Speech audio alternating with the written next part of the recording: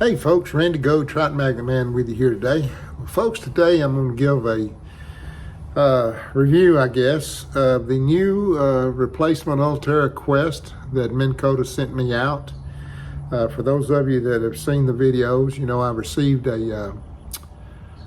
had an Ulterra Quest that I bought new and put it on the boat. It worked fine for 4 or 5 trips, and then it wouldn't stow. And they couldn't fix it.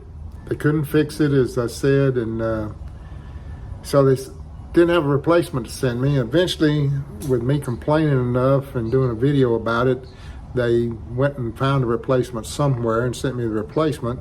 And this is a review of how the replacement motor has worked out so far. So far, I've had no issues on the replacement motor. I've been out maybe 5 times with it since I've had it. Had no issues with stowing, deploying at all. It does what it's supposed to do.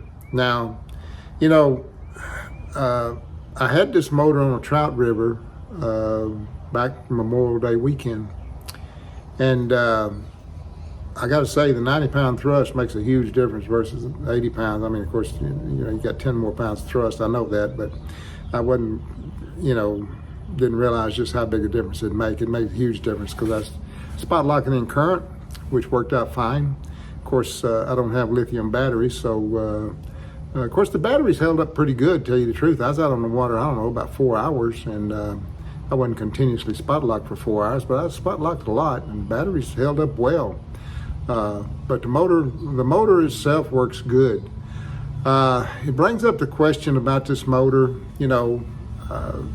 For those of you who have watched those videos, you know that I have the peripheral neuropathy. I have no business up on deck stowing and deploying a trolling motor.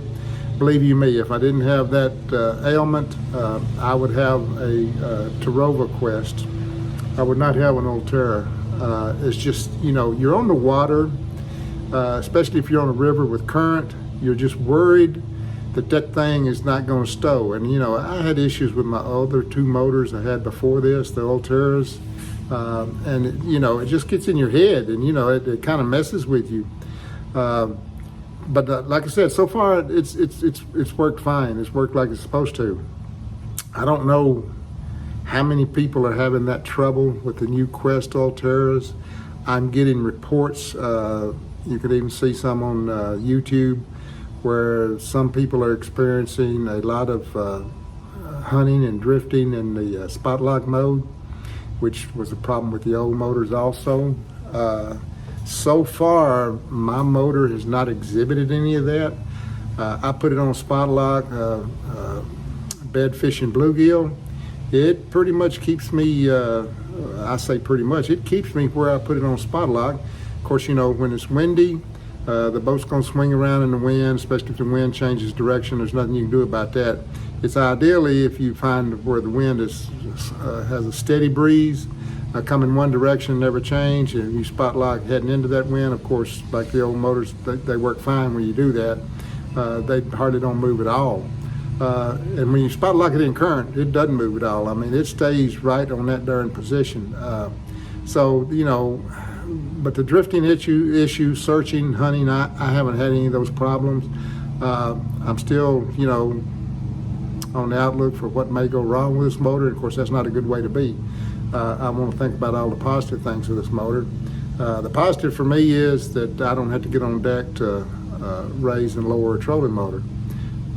But like I said, you know, if you're looking for this just for convenience, if there's nothing physically wrong with you that where you can get up on a deck and stow and deploy a trolling motor, I don't know that I would purchase this motor just for the convenience of being able to stay in your fishing seat and stowing and deploying a motor, because there's just too much can go wrong with this. I thought they probably had it perfected, but I don't think so. You know, I'm just waiting for the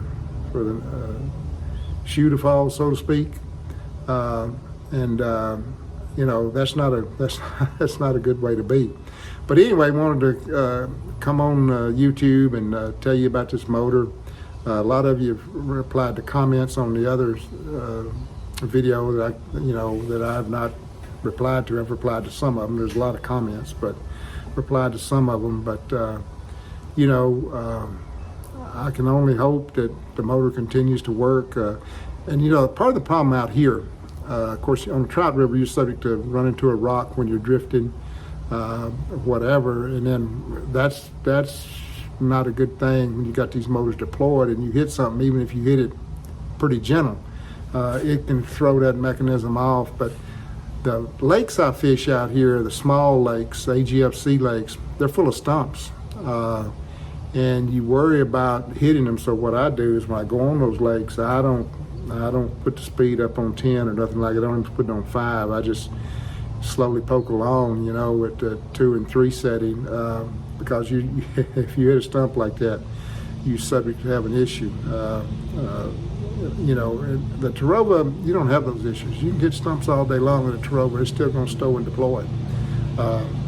But this one, I don't think that's going to be the case. So anyway, if you got any questions, I'll try to answer them. You can always send me an email at troutmagnetman@gmail.com. I'll put a link down in the video of the email address. And if you send me an email, I will get back to you. Comments, I don't always, I'm not able to answer sometimes the comments. And sometimes the comments, believe it or not, you post a comment on a YouTube video, it's there, 2 days later it's gone, and it's not because someone took it down, it's just for whatever reason they just disappear, or I can't see them, one of the two. And that happens more than you would think. So the best way, if you want to answer to a question, is to send me an email at troutmagnetman@gmail.com, and I will reply to that. So until next time, so lip 'em all, and life is good.